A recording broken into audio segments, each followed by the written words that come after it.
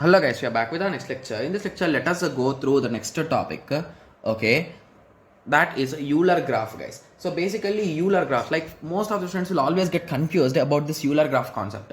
But I'll be giving you easy tricks to identify whether a particular graph is a Euler graph or not. So please concentrate for some time, guys. So basically, Euler graph. So what is the first letter in E, guys? Euler. So it is a E, right? Yes. So what Euler says is so visit each and every edge. That's mandatory.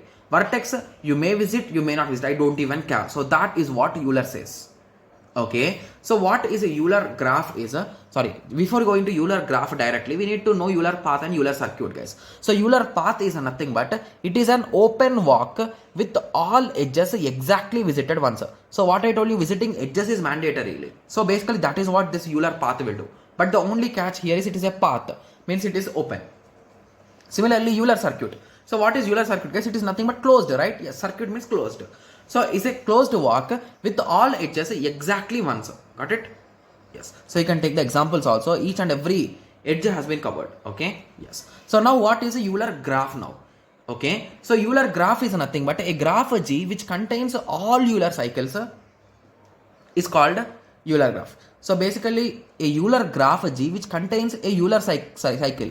So basically Euler cycle or circuit, anything will work, guys, is called as a Euler graph. So basically what they are saying is the Euler is saying that it should be closed. Okay. And he is also saying that every edge should be visited. Every edge should be visited, right? Yes. So that is what Euler is saying. So if you observe this particular graph, can you do it, guys? Can we try to visit each and every vertex? So let us start at A, guys. So I will go in the reverse way so that will be easy. So I started there. Okay. Okay. Okay. Okay. This is something like a puzzle, to be clear, right? Yes.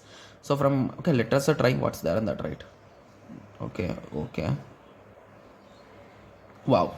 We started at the same vertex, we ended at the same vertex. I think the path is also different, but I'm not sure, guys. So we started here, we went here, we went here, we went here, we went here.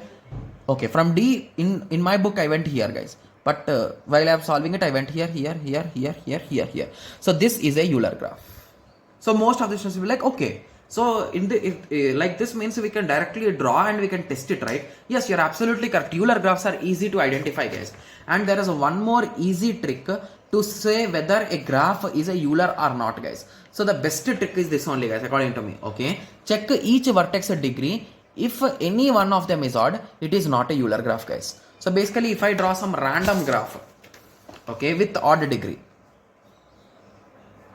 So what is the degree here, guys? It is 1. So at that time, to visit this edge, this graph will go right. So it will start, assume that it started from here.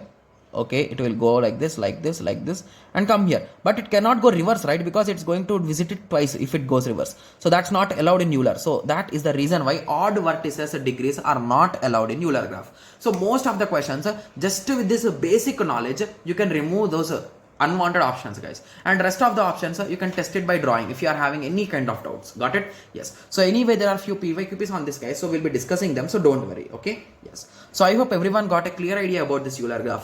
So in the next lecture, let us continue with the Hamiltonian graph. Okay? Yes. So let us meet in the next lecture. Thank you. Thanks for watching. Like, share and subscribe for more awesome videos like this. Thank you.